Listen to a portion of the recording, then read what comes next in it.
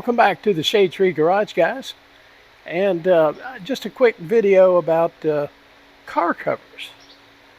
Now, I don't know how many of you own a car cover, but you select the car cover for its intended purpose.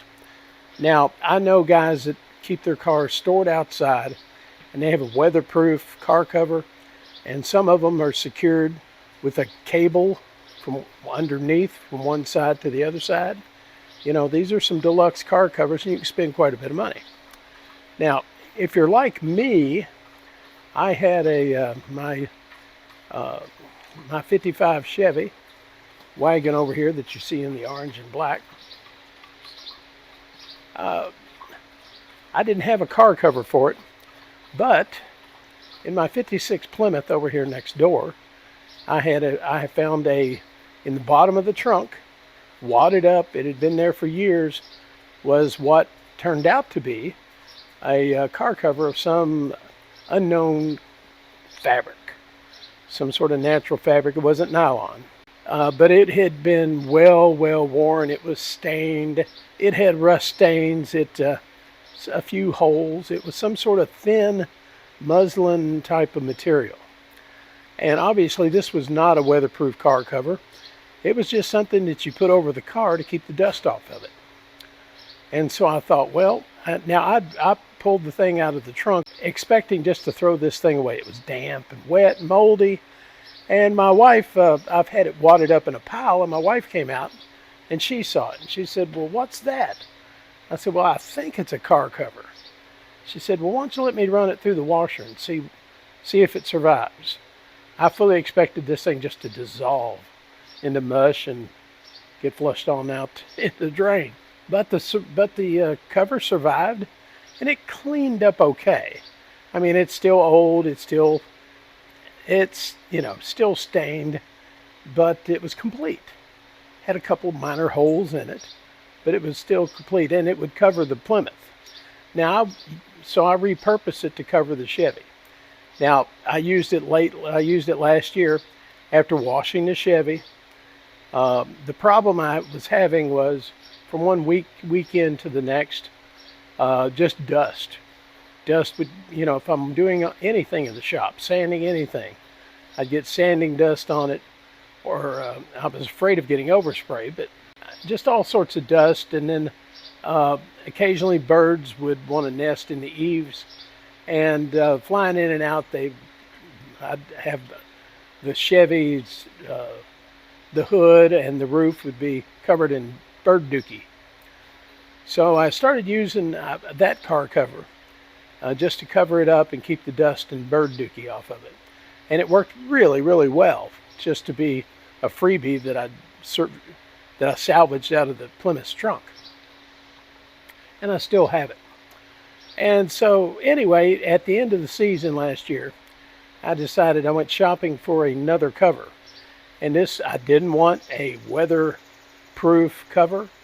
I just wanted another lightweight cover, but one that was a little larger, one that would be a better fit for the body of the wagon. And so I got the biggest cover I could find. This is designed for like a suburban type SUV, I think. So I went ahead and spent the money on it. It was $34, something like that. And so it arrived in December. And so I put it back up here on this shelf. I opened the package, and the cover itself was rolled up real tightly, and it was in a fabric drawstring bag. So I opened up the drawstring and looked at it, and I decided that I'm not going to pull it out of the drawstring, out of that bag. I'll never get it folded back up in there. So I just let it sit up here on this shelf behind me. Well, now on my garage here, I have two doors on the east side. I've got this one here, and another one over there. In the cold weather, of course, the doors are down. But when the weather breaks, say mid-March, the doors come up. Now, if we have a cold snap and I'm wanting to work in the shop here, I'll turn the heater on and drop the doors down, okay? But generally, I leave the doors open, especially once warmer weather arrives, just to keep ventilation through here. Otherwise, a metal shop building can turn into an oven really quick, just due to there's no shade on this building. So, it can get pretty hot. Anyway, so the car cover that I bought in December, sitting up here on this shelf with the drawstring open. Never thought much about it. Though a few months later, I noticed that the car cover is orange and black. And I noticed that the orange seemed to be fading. There was the visible orange that showed on that end of the car cover was fading due to the UV rays. So I thought, well, we'll see how that works. Anyway, I took eventually, and just a few weeks ago, decided to get that cover out and put it on. And the cover is really nice. It's a nice size. But let me show you what happened when I started stretching it. Now, this cover is really nice. It's nylon. It's not intended to do anything more, I guess, as much a dust cover as anything. It's not going to protect you from rain or anything. So, and that's exactly that's all I needed. I just wanted something to keep the bird dookie and the dust off the car. And when I want to go cruising on a weekend, I can pull the cover off, maybe clean the bumpers or whatever I need to do. And the car would be ready to go quicker than pulling it out and washing it all down. All right, so let me show you. Like I said, I noticed that the orange was faded. It was a very vibrant, bright safety orange. And over time, I noticed that the orange had faded due to the UV rays. So let me show you what happened. And again, this is just a cheap nylon cover. And it was like 30 some bucks, but mainly because it was so big. It was the biggest cover I could find. All right, let's take a look. Now, the black didn't suffer from fading like the orange did. But anyway, you can just feel this nylon, how thin it is, thanks to the UV damage.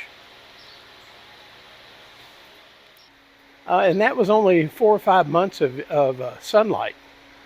But the way it was folded up in that drawstring bag, that edge was shining and subject to sunlight every day.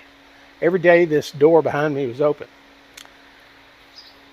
So now, the interesting thing is the black doesn't seem to be quite so affected, but the orange was weakened substantially. And like I said, I was just pulling the cover over the fender, and it just ripped. I'm like, what the hell? So anyway, my wife has promised to sew a patch in that. But it's a good lesson. If I had to buy another cover, I wouldn't get one that's got large orange panels. I'd get it all black. All black. And of course, this cover is only for really dust protection, just so that I can keep the car clean and not have to wash it every time I want to take it out. And it'll still do that. It'll still do that. It was just kind of a surprise to have a new car cover and then take it out of the bag and have it rip like that.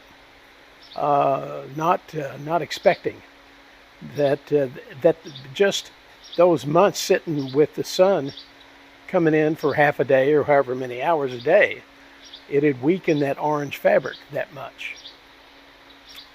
So I don't know. I looked it up, and UV rays will weaken nylon. Now, if you've ever had a boat and you've had nylon rope for whatever purposes, either for mooring or whatever uses you may have around your house for nylon rope, constant UV raise will damage that rope. So that's a good lesson. I would never get another car cover of nylon fabric that was bright orange, bright color, because it faded, and the black on this thing is the fabric density and strength between the faded orange and the black are very noticeable. All right, guys, so think about that if you're going to get a car cover. And of course, my suggestion is get the car cover that fits your need, and don't be put off by high price car covers, especially if you want your car cover to be weathertight, weatherproof, and or if you're like me, you just want something to help keep the car clean when you've got it parked inside. All right, guys, take care. We'll see you next time from here within the walls of the Shade Tree Garage.